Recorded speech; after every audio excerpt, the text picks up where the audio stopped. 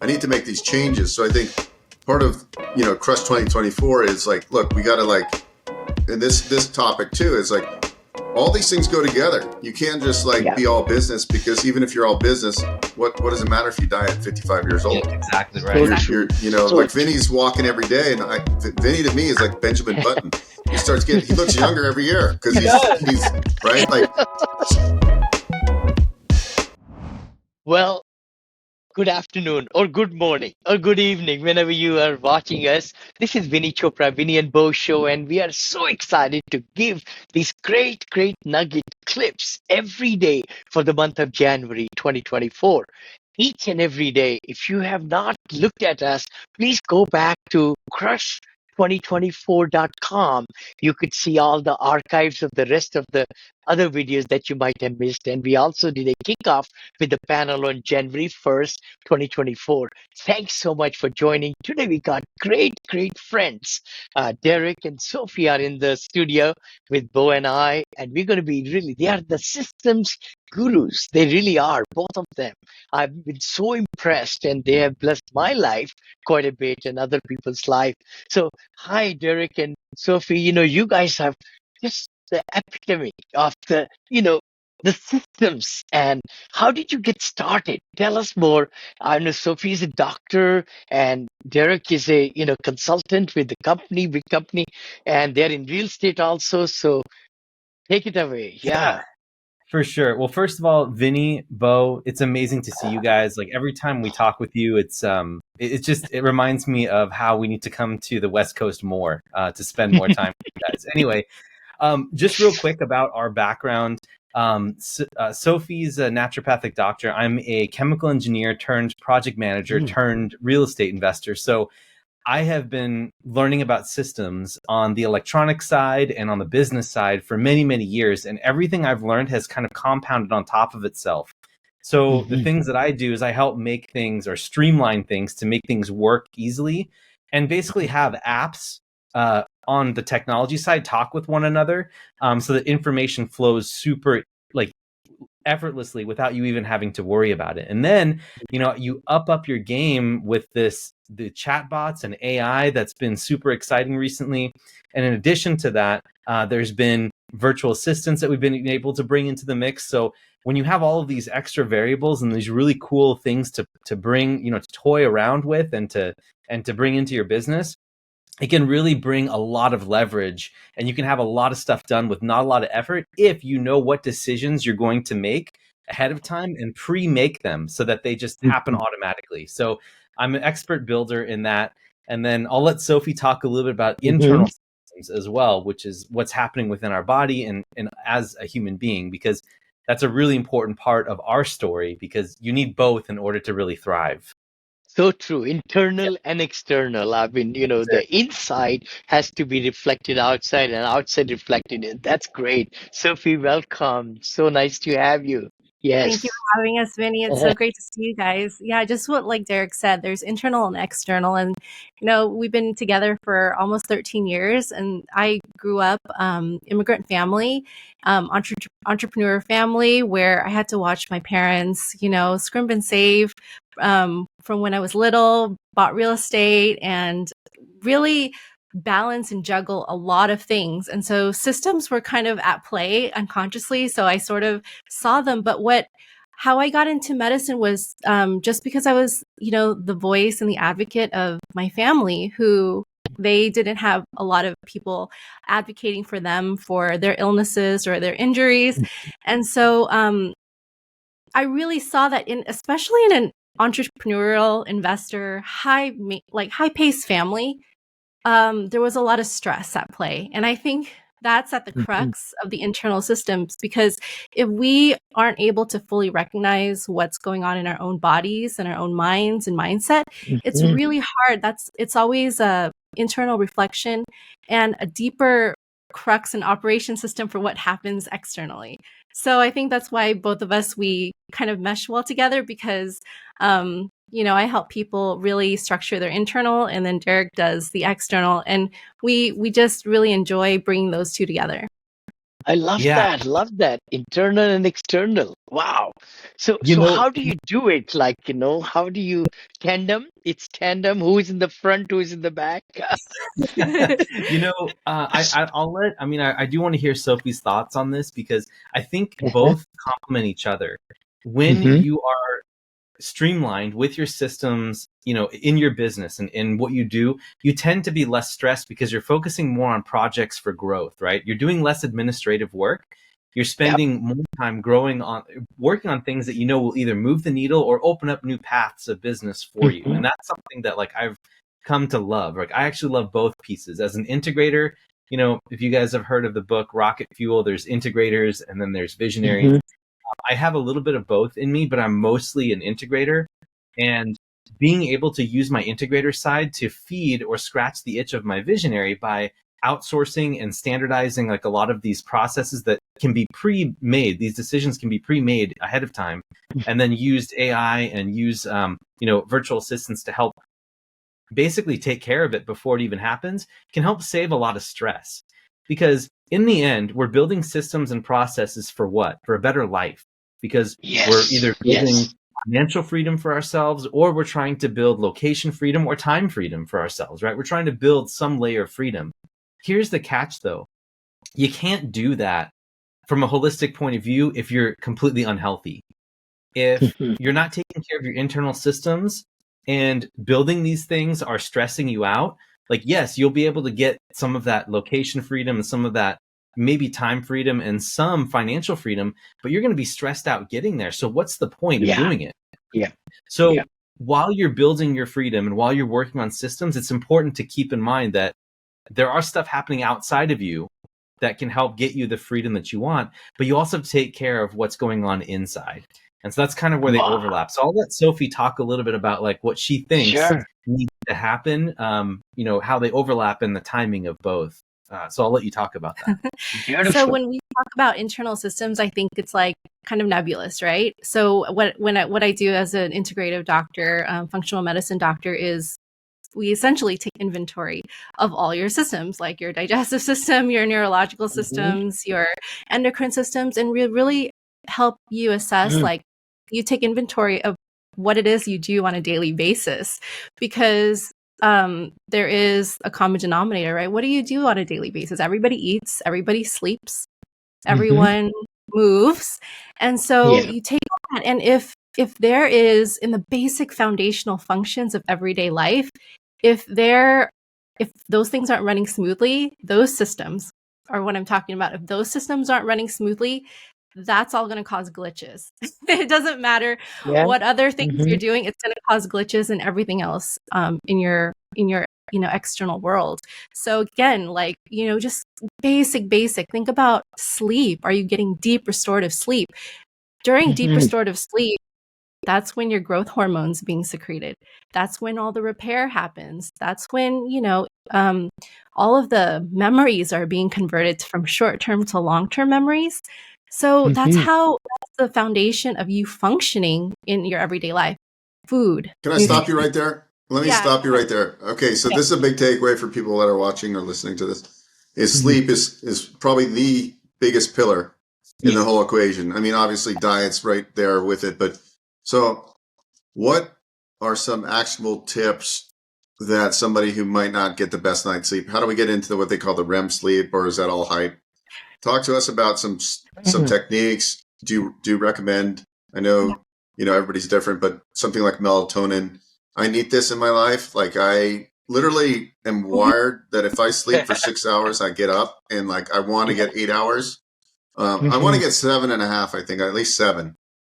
So give us I'm some on actionable five and a tips for half. 2024. Well, I'm that's, yeah, wired. no, exactly. I think everyone should focus on, just getting good sleep. I would say the first step is, and I'll Mhm. let Derek show, like, we have, you pick your wearable of choice.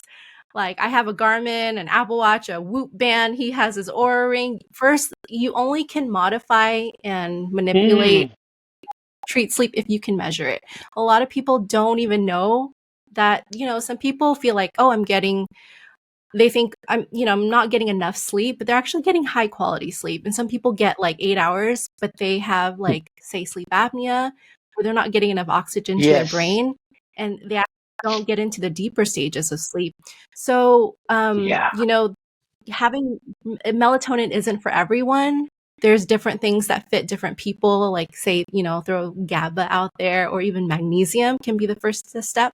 But really, I think it goes back to like, what are you doing in the evening that keeps you wired? You know, is it the screen? Is it the blue light? Because that blue light actually prevents, you know, your brain and your body from recognizing that it's nighttime. And the circadian rhythm is real. And you can see how, you guys, like, if you're not sleeping, I don't care what type of systems you're building in your business, it is not sustainable. Because if you're not sleeping and taking care of your body and you operate in that continuous way, the sustainability is gone. That's the point of even operating at that level. So that's something I just wanted to underscore as like a relation to external systems and how they're tied together. I notice I sleep a lot better during the winter when it's cold. I leave my heat at 61.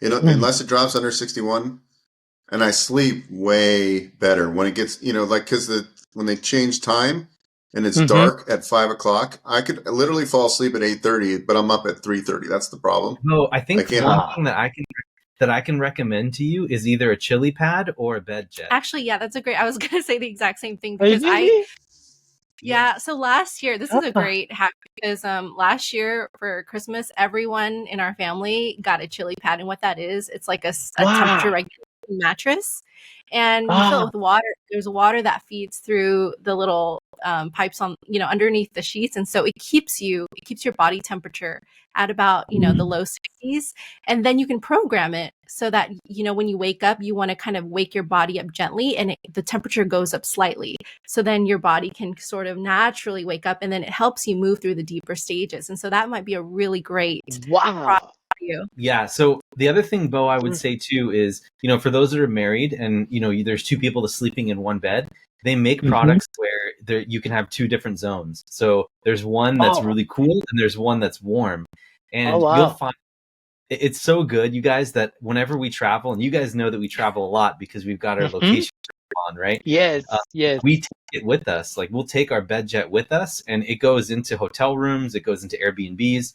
And so the bed jet is the air system, and then there's the chili pad or some other, you know, different platforms that you can look at online that will really help you with your sleep. And temperature is one of those things that people constantly struggle with. I would take a look at that. And then also we carry our pillows everywhere. Find some good hypoallergenic pillows and you know, busy people who travel a lot, and you know, wherever they go, like they can keep the same consistent sleep in conditions, basically. So important. Wow, sleeping, you just, I mean, hit the nail on the head. How many of us feel like I want to do more, and but if you're not really, you're deprived of the sleep. And is it true, like, is 7, 8 hours? It depends, right? Every person is different. There's the different minimum. It looks like kind of the sweet spot is about 7.5 for most people. 7.5. So keep in mind that there are like cycles. You go through a sleep cycle in about kind of 3, you know, an hour and a half to 3 hours, depending on the person. And so if you can, there's actually apps out there where you say, oh, I want to wake up at this time, but I want to get this many sleep cycles in. You can kind of reverse engineer it to say, what time do I need to wind down, go to bed, so that I could wake up at this time, be fully clear and ready to go and sharp. Because most people, they're like, oh, I'm just going to hop into bed. And then they're on their phones until like midnight or 1 a.m. And then their sleep is completely you know, a game changer. Ruined.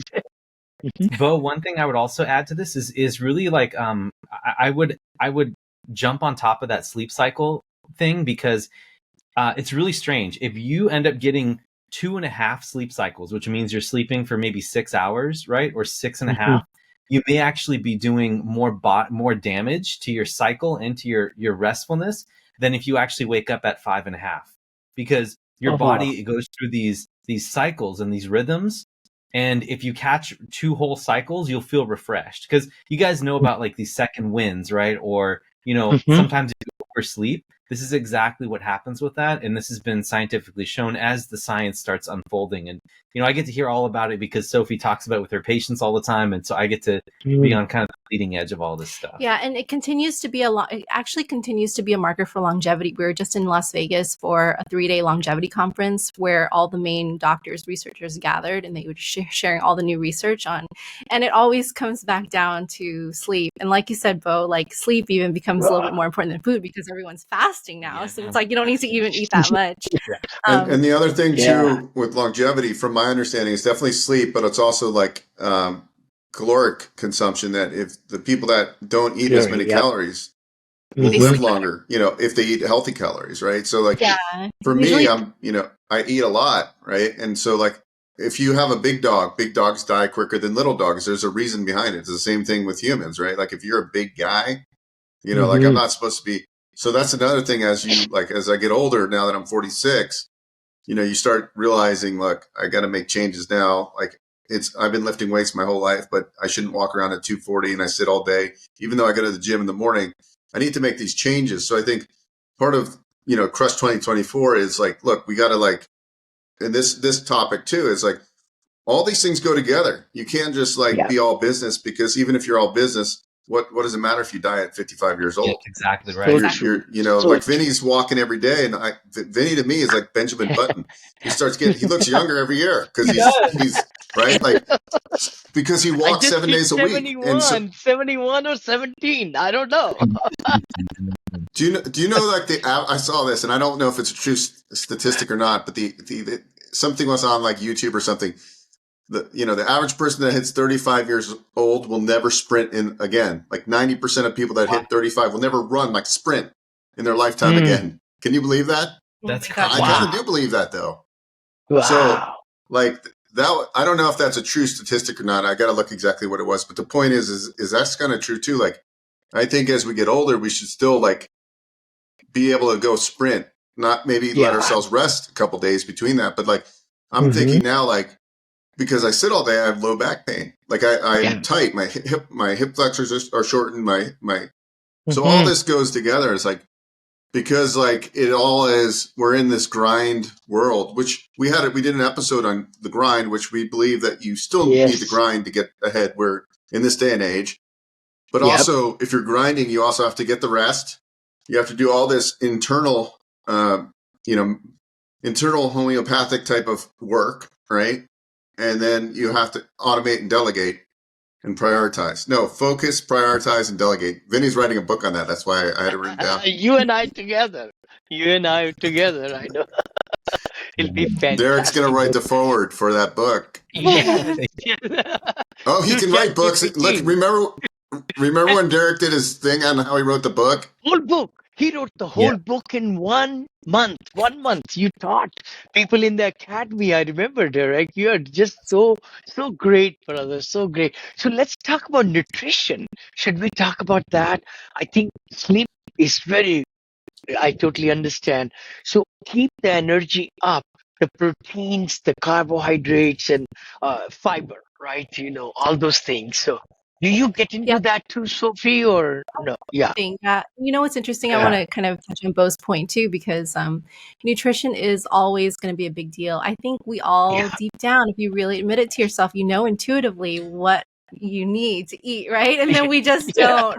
So whether it's because we're busy, whether it's because it's delicious, what have you. But I think, the research has been showing, to Beau's point, that if you cut off eating 3 hours before you go to sleep, you're going to sleep better, and you're going to allow your body to move into just more healing and repair mechanisms. So the intermittent fasting is legit, and I used to work at a fasting clinic. But when we talk about intermittent fasting, what we're trying to get our bodies to do is to get into using a certain type of fuel that's going to help repair. And it's called autophagy, where the cells are sort of that aren't healthy are dying off, and you're sort of self-cleaning. That's what fasting helps with, and also helps with just reducing inflammation and honestly helping people get out of that inflammatory state. So usually for men, it's really healthy to do, that eating within that 8-hour window and fasting for about 16. That's more of the standard. For women, of course, it's bit different. Women have fluctuating hormones throughout the month, so they have to be really careful. It's not kind of a one size fits all type of thing. So that's what I help people with, kind of develop a schedule. And then I have a clinical nutritionist on my team, coaches, MDs, and they all kind of come together and we look at everyone holistically in terms of their systems like that.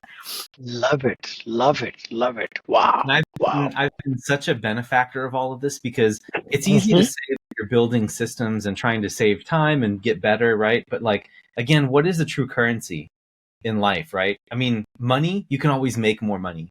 But your health, like once you lose that, it's kind of like you're running up against a ticking clock, right? And everyone is going to have to eventually, leave this world, leave this planet. And the longer that you can do that with the most quality, the better. And that's why external systems are just as important as internal. Internal systems are just as important as external. The way you conduct yourself and the way that you're able to reduce stress and build systems and people and processes around you, the easier you're going to be able to accomplish the things that you want to accomplish and really live in alignment with your life while you're taking care of the important things, which is what's happening inside your body too. Yeah. So true. Yeah. Full circle. It's full circle, because there's a lot of wealthy people that aren't happy, right? So the money's not money. So true. Money can get you a lot of freedom, and like I think like, hey, when I get in a more better cash flow position, will it make my life better? Yes, of course, it's going to make my life better. But at the end of the day, what you have to realize is that like, if you're not celebrating every day and spending the time to like really celebrate, what's the point? What's the point of like burying your head and not celebrating at all? Like, why would you wait till you're 80 years old to celebrate? And like, you don't have much, life expectancy left. So I think that's really important too, is like, look, it's about being balanced, and it's about like overall, like waking up. I always say, if you wake up excited every day, you're doing something right. Like if you have I go through days that I'm like not, and I'm like, yesterday I was like, I had like, I ate really fast because I was stressed out because I had to like get this deal. I had people texting me, and again, this like, I don't want to deal with this stuff. Right. And like some days you have those days and you have to deal with it. Right. Like, and then I had a coaching session with Phil actually. And I said, listen, I leave my calendar open. Like if I don't have a book call, somebody can book between X and X per day. I'm like, that's stupid. Now I close my calendar. They can book from like 1 to 4 o'clock. And if there's, assuming there's spots open. Yes. So like, why am I leaving my calendar open? Like, because I'm not being able to do deep work. That's another thing that I think you guys would talk about, like Cal Newport's book, Deep Work. These are all things in 2024 that we need to be doing. So because Phil saw me, I literally was dealing with it. And I had a call with Phil, and we meet on Zoom, and I'm like stressed out. And I'm like, hold on, I got to text this guy, and like, look.